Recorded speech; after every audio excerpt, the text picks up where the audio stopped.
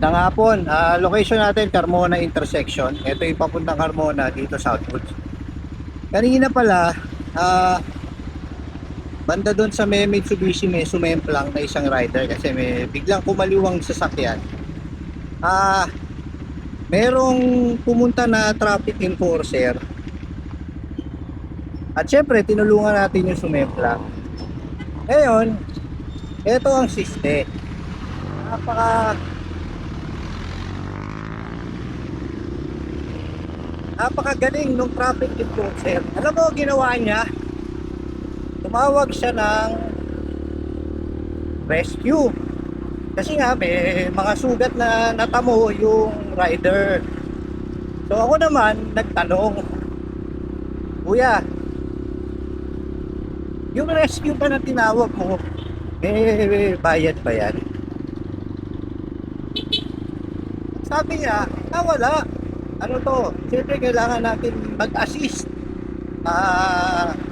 Gagamutin lang naman. Lalagyan ng alcohol, lalagyan ng bandage, kung ano man yung sugat ni rider. At i-assess kasi yung rider, tinulungan natin tumabi. Medyo yung tuhod niya naipit kasi yung kanan side niya. Tapos yung likod daw niya medyo masakit. Diba? So hindi ko naman binidyohan kasi nakakahiya naman kung mag-video ako. But anyway, diba napakagaling naman nun, diba? Parang hindi ka lang basta, okay ka ba? O sige, ingat ka, parang gano'n. So, naghintay pa ako mga 10 minutes. Medyo wala pa yung tinawag na rescue. Umalis na rin ako. Pero, siyempre, saludo doon kay enforcer, hindi niya iniwan yung rider. So ang nakakasakop dyan is Carmona Cavite. Di ba? Ayaw natin merong sumisemplang na rider, pero ayos yung rescue at yung tulong pinakita ni Kuya Enforcer. So saludo sa'yo. Doon yun, sa may malapit sa beach. Anyway, sa lahat ng rider dyan, kahit taga-saan kayo, defensive riding lang tayo always. Diba? Yung mga solo riders o ano man, defensive driving lang. Ngayon pala, pauwi na tayo. Dito tayo ngayon sa Southwoods, kumaan. Magbabaya, ano tayo, Buana, Southwoods, tapos Rosario Complex, Victoria. Usual way natin pauwi.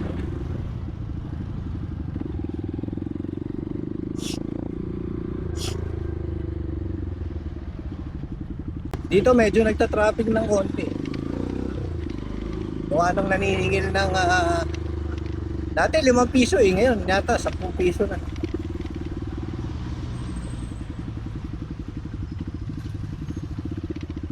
Pero yung mga motor walang bayad, mga kotse lang. Gamit natin ngayon yung ating Honda CRF 150L.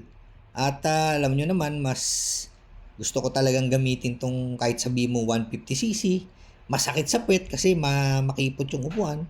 Pero siyempre, ito yung masarap gamitin, enduro. Ito yung ginagamit ko sa trail. Kaya namimiss ko na rin ang trail.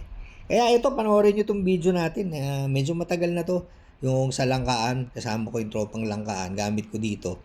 250cc na 2-stroke. Ayan yung kuha ni Doc Toto nung pinapanig ko yung mataas yan.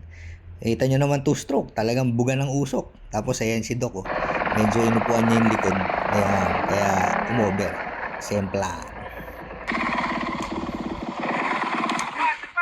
Huling-huli! Alright, so thank you for watching at saludo tayo sa mga enforcer ng Carmona Cavite. Saludong matindi.